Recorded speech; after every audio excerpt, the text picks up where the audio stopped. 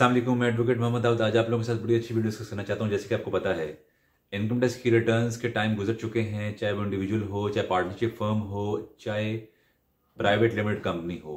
और आपको इस चीज़ का अंदाज़ा है, जब एक्टिव टैक्स पे लिस्ट में आने के लिए कंपलसरी है, इंडिविजुअल 1,000 रुपये जमा करवाता है, पार्टनरशिप फर्म्स हों या AOP हों उनका 10,000 रुपीज़ है ATL सरचार्ज, और इसी तरह कंपनीज का 20,000 रुपीज़ है।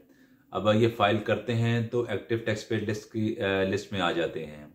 बताने का सिर्फ मकसद ये है, आपको इस चीज़ का भी अंदाज़ा है, 1 मार्च ऑफ एवरी ईयर सिस्टम इसको रिवाइव करता है और अपनी ATL लिस्ट को अपडेट करता है, जिसमें जितने पुराने टैक्स पेयर्स जो ऑलरेडी रिटर्न्स फाइल कर चुके हैं वो एक्टिव हो जाते हैं, और जिन लोगों ने कोई लेट फाइल की है उसकी एग्जांपल आपको मैं इस तरीके से दे सकता हूँ। जैसे कि आपको पता है, इनकम टैक्स की रिटर्न का जो टाइम था वो दिसंबर के स्टार्ट से ऑलमोस्ट ख़त्म हो गया था।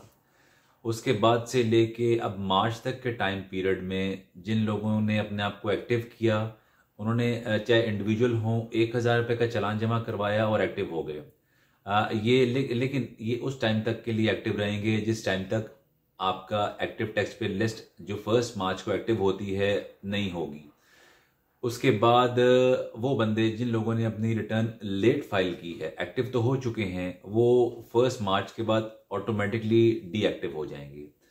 फिर एक नए सिरे से नई एक क्या कहते हैं एक्सरसाइज करनी पड़ेगी। 1,000 रुपये का चालान नहीं होगा तो पार्टनरशिप फर्म का 10,000 रुपीज़ का और कंपनी का 20,000 रुपीज़ का पे करना पड़ेगा, तो एक्टिव टैक्स पे लिस्ट में आएंगे। अदरवाइज आप पूरे साल अपना एक्टिव टैक्स पे लिस्ट का स्टेटस एंजॉय नहीं कर सकते। इसीलिए कंडीशन ये लगा दी गई है, एक तो अपनी रिटर्न इन टाइम फाइल किया करें। सेकेंडली, जब आपने अपनी रिटर्न फाइल कर दी है तो 1 मार्च के बाद सिस्टम ऑटोमेटिकली इसको अपडेट भी कर देता है पूरे साल के लिए।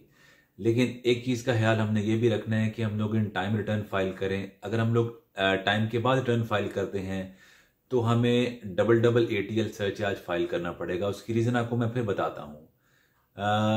आफ्टर ड्यू डेट, जब डेट एक्सपायर हो जाती है रिटर्न फाइलिंग की, और 1 मार्च से पहले पहले, वो चाहे 2 महीने का टाइम हो चाहे 3 महीने का टाइम हो, सिस्टम अब 1,000 रुपये का लेके इंडिविजुअल के लिए और पार्टनरशिप फर्म के लिए 10,000 रुपीज़ और कंपनीज के लिए इन्होंने 20,000 रुपीज़ की लिमिट लगाई है।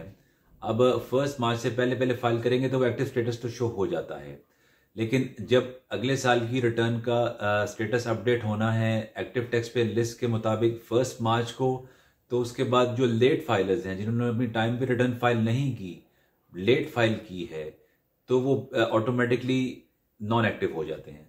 फिर नए सिरे से करने के लिए एक एक दफ़ा फिर आपको चालान पे करने दें, इंडिविजुअल लेवल पे, पार्टनरशिप लेवल पे और प्राइवेट लिमिट कंपनी के हवाले से, देन फिर एक्टिव स्टेटस आपको अवेल कर सकते हैं, अदरवाइज नहीं। Thank you.